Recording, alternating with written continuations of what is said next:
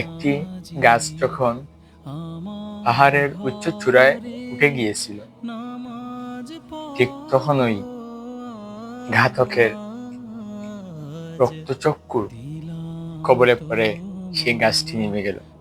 বলছি জুলাই যোদ্ধা শরীফ উসমান হাদি ভাইয়ের কথা।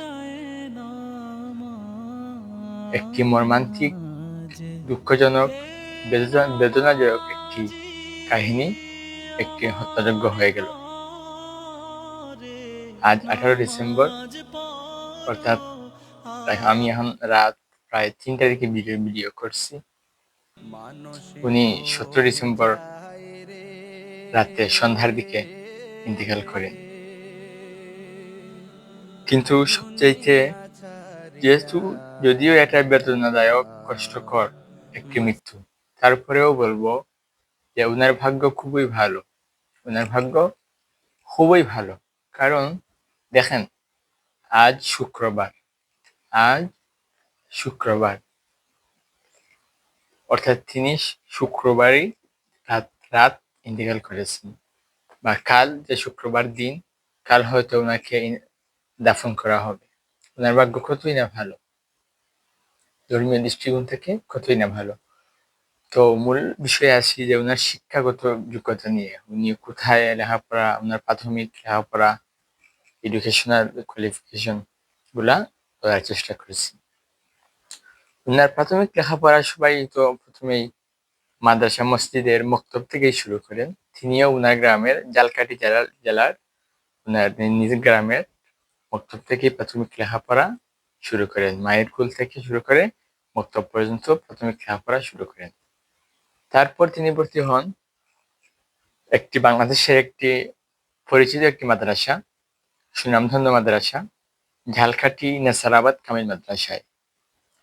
এটা সবাই চিনেন, প্রায় বাংলাদেশের একটি গুরুত্বপূর্ণ একটি মাদ্রাসা এবং পরিচিত একটি মাদ্রাসা, ঐতিহাসিক মাদ্রাসা, নেসারাবাদ কামিল মাদ্রাসা, ঝালকাঠি জেলার বরিশাল বিভাগের মধ্যে এই মাদ্রাসাটি পড়ছে। তো হাদি ভাই, শরীফ উসমান হাদি ভাই এই মাদ্রাসায় আলিম স্তর পর্যন্ত, অর্থাৎ এইচএসসি পর্যন্ত এই মাদ্রাসায় পড়ালেখা করেন।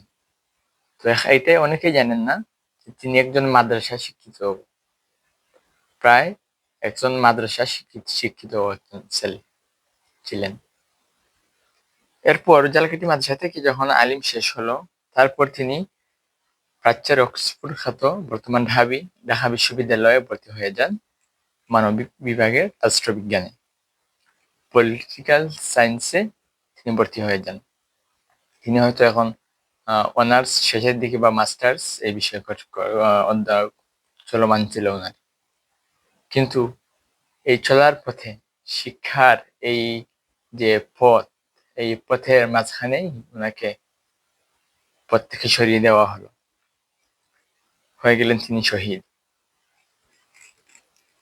তো এখন দেখেন, ঢাকা বিশ্ববিদ্যালয় এমন একটি জায়গা, ভবিষ্যতে এটি কিয়ামতের জন্য হাসরের মাঠ হয়ে দাঁড়াবে ঢাকা বিশ্ববিদ্যালয়।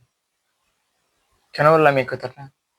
এখান থেকেই শুরু হয় আন্দোলন, মৃত্যু, হত্যাযজ্ঞ, বেশিরভাগই এখান থেকেই শুরু হয়। বিভিন্ন পলিটিশিয়ান ব্যক্তিরা ওনাদের স্বার্থ হাসিল করার জন্য ছাত্রদেরকে উস্কানি দিয়ে দেন।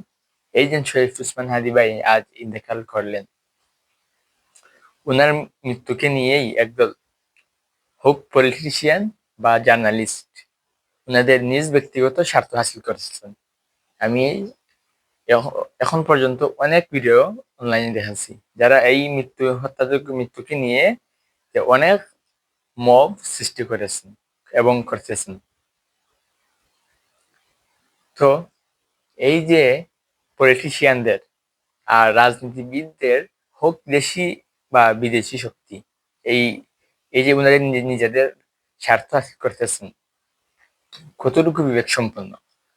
সমাজের সামনে এসে, সোশ্যাল মিডিয়ার সামনে এসে ওনাদের যে কান্না জড়িত চোখে অশ্রু ফেলে কথা বলবেন, আর চোখের আড়ালে, মিডিয়ার আড়ালে গিয়ে ঘরে একা একা বসে নীল নকশা আঁকবেন।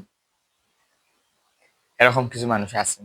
বাংলাদেশ হোক, বাংলাদেশের এই ভূখণ্ডের ভিতরে বা ভূখণ্ডের বাইরে থেকে এরকম কাজ করছেন। আমি নাম উল্লেখ করছি না বা প্রায়, কিন্তু অনেক নাম আমার কাছে আছে এবং আমি এগুলা স্ক্রিনশট দিয়ে বা ভিডিও করে স্ক্রিন ভিডিও করে রেখে দিয়েছি। সময় মতো এগুলো আপলোড করব। এখন দেখেন, বাংলাদেশের মানুষ কিন্তু প্রায় হুলামন। এই জাতির একটাই অভ্যাস যে ওনাদের মাইন্ডের যে মেমোরি ক্যাপাসিটি প্রায় ভুলে যায়। যেমন ধরুন, শহীদ আবরার ফাহাদ ভাই বুয়েটের ছাত্র, যখন ওনাকে একদল সন্ত্রাসী সন্ত্রাসী কি বলবো, ওনারাই যাহারা ওনাকে হত্যা করেছিল ওনারাই তো শিক্ষার্থী ছিল। নাম বলছি না এখন আর। ওনারাই তো শিক্ষার্থী ছিল যাদের উপর অভিযোগ উঠেছিল। আজকে ওনাকে কয়জন মানুষ মনে করে বা কয়জন শিক্ষার্থী ওনাকে মনে করে না।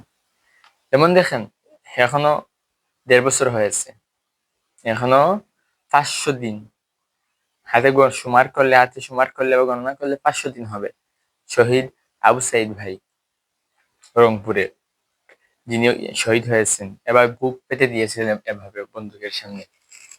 উনাকে তখন নিয়ে কি আলোচনা হয়েছিল যে আমরা সবাই সাইদ হব, আবু সাইদ মুগ্ধ, শেষ হইন যুদ্ধ, কত স্লোগান দিয়েছেন। আজকে সেই স্লোগান কোথায় সেই স্লোগান?